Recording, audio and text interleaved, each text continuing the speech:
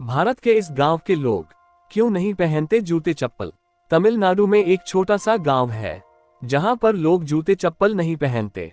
घरों में जूते चप्पल न पहनना आम बात है, पर गांव की सड़कों पर भी पैर में बिना कुछ पहने निकलना, आखिर इसका क्या कारण है? चलिए आपको बताते हैं। नमस्कार, देश ऑनलाइन में आपका स्वागत है। भारतीय घरों में ये बहुत आम बात है कि लोग बिना जूते चप्पल के घर के अंदर रहते हैं।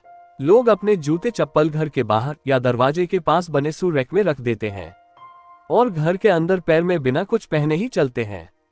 पर आपको जानकर हैरानी होगी कि दक्षिण भारत में एक ऐसा गांव है जहां लोग जूते चप्पल कभी नहीं पहनते, यहां तक कि वो जब गांव में अपने घरों के बाहर निकलते हैं तब भी चप्पल नहीं पहनते। ऐसा लगता है जैसे जूते चप्पल पर बैन लगा है। इसके पीछे बेहद रोचक वजह है।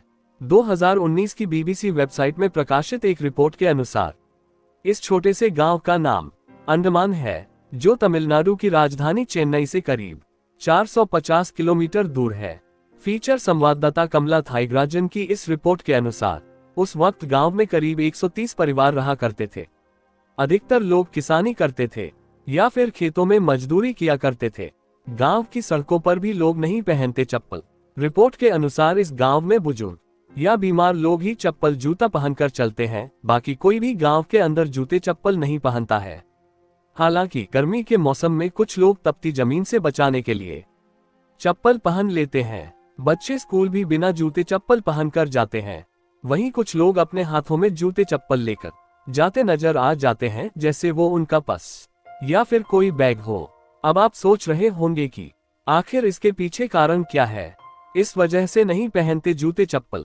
गांव वालों का मानना है कि उनके गांव की रक्षा मुथ्यालम्मा नाम की एक देवी करती हैं। उनके सम्मान में लोग जूते चप्पल नहीं पहनते। जिस तरह लोग मंदिर के अंदर जूते चप्पल पहनकर नहीं जाते, वो इस गांव को भी मंदिर की तरह ही मानते हैं और यहाँ बिना पैर में कुछ पहने ही चलते हैं। ये प्रथा सालों से चली आ रही है। किसी ने उनसे ऐसा करने को जबरदस्ती नहीं कहा है, वो सिर्फ अपनी मान्यताओं का पालन कर रहे हैं।